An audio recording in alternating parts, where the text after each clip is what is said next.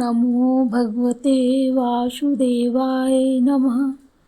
ओम नमो भगवते वासुदेवाय नमः। श्री हरिवंश पुराण की जय।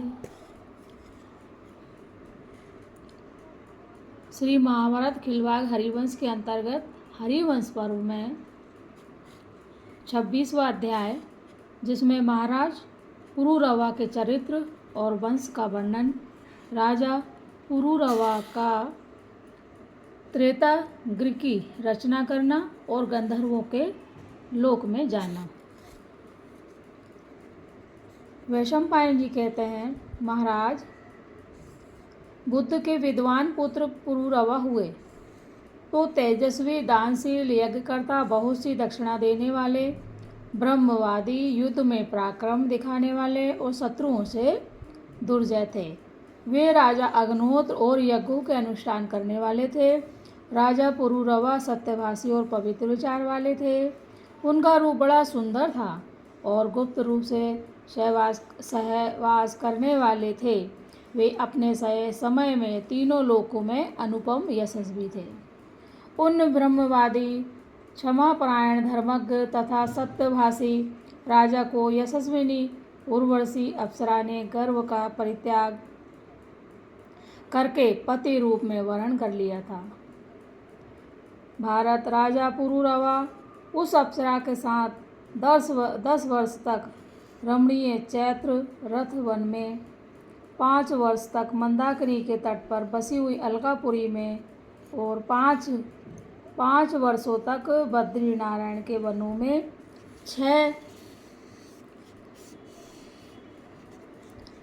6 वर्ष तक उत्तम उपवन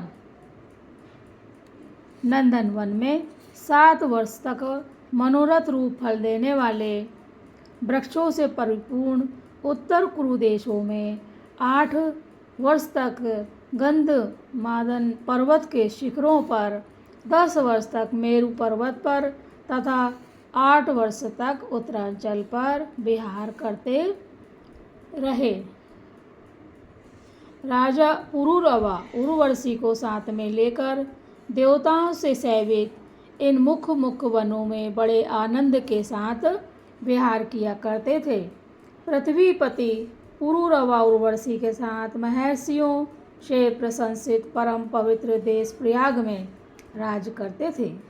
राजा के द्वारा उर्वशी के गर्भ से स्वर्ग में देवपुत्रों के तुल्य आयु, बुद्धिमान, अमावस्यु, धर्मात्मा, विश्वायु, श्रुतायु, दृढ़ायु, वनायु और शतायु नामक 7 पुत्र उत्पन्न हुए, जो सभी महान आत्मबल से संपन्न थे। जन्मेजय ने पूछा, बहुश्रुत वैशंपायन जी, उर्वशी देवी तो अप्सरा थी, फिर देवताओं का परित्याग कर वह मनुष्य राजा के पास क्यों कर आई, यह मुझे बताइए। वैशंपायन जी ने कहा, राजन, ब्रह्म शाप के कारण उर्वशी को मनुष्य लोक में आना पड़ा था।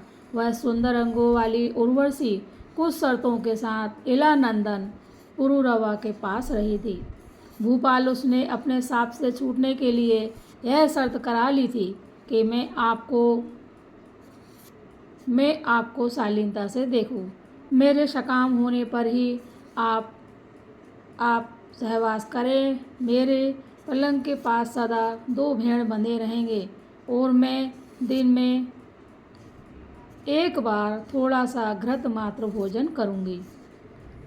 राजन, जब तक इन प्रतिज्ञाओं का आप दृढ़ता के साथ पालन करते रहेंगे, तब तक मैं आपके पास रहूंगी। यह मैं आपसे प्रतिज्ञा करती हूँ। राजा उसकी सब शर्तों का पालन करने लगे। इस प्रकार वह श्रेष्ठ अप्सरा पुरुरवा के यहाँ रहने लगी। शाप के कारण उर्वशी को जब राजा में आसक्त होकर रहते हुए 59 वर्ष बीत गए, तब गंधर्वों को मनुष्यों के बीच बसने वाली उर्वशी की चिंता हुई। गंधर्वों ने कहा, महाभागो, वरांगना उर्वशी देवताओं में फिर किस प्रकार आवे, इसका उपाय सोचो, क्योंकि वह स्वर्ग का भूषण है। तब वक्ताओं में श्रेष्ठ विश्वावसु नामक गंधर्व ने कहा, उन दोनों ने पहले जो प्रतिज्ञाएं की थी उन्हें मैंने सुना है। राजा की प्रतिज्ञा भंग करने पर वह उसे छोड़ देगी। उस राजा की प्रतिज्ञा किस प्रकार टूटेगी मैं उसे भी भली भांति जानता हूँ। तुम्हारे काम को सिद्ध करने के लिए अपने सहायकों को साथ लेकर मैं वहाँ जाऊँगा। यूँ कहकर वह महायशस्वी गंधर्व प्रतिष्ठा अनुपुर झूसी प्रयाग में गए। वहाँ आकर उन्होंने रात में एक भेड़ चुरा ली। मनोहर हास वाली यह उर्वशी उन भेड़ों पर माता के समान स्नेह करती थी। यशस्विनी उर्वशी ने गंधर्वों के आगमन को सुनकर विचारा कि अब मेरे शाप के अंत होने का समय आ गया है। तब उसने राजा से कहा, राजन, मेरे एक बच्चे को चोर चुरा ले गए। यह कहने पर भी वह विचार कर शालीनता से रहा और नहीं उठा कि यदि देवी मुझे अशालीनता में देख लेगी तो मेरी प्रतिज्ञा झूठी हो जाएगी। इतने में ही गंधर्व पुनः दूसरे भेड़ को भी उठा ले आए। दूसरे भेड़ के चुराए जाने पर देवी उर्वशी ने पुरुरवा से यह कहा, सामर्थ्यशाली राजन, अनाथ स्त्री के समान मेरे पुत्रों को छीन लिया गया। ये उर्वशी के कहने पर राजा अशालीनता से ही उठकर भेड़ों के पैर के चिन्ह का अनुसरण करते हुए दौड़े। उसी समय गंधर्वों ने बड़ी भारी बिजली चमकाई। उस समय वह विशाल भवन एक साथ प्रकाशित हो गया। तब तो उर्वशी ने राजा को देख लिया। वह कामरूपिणी अप्सरा राजा को अमर्यादित देखते ही अंतर्ध्यान हो गई। उधर राजा भी गंधर्वों के छोड़े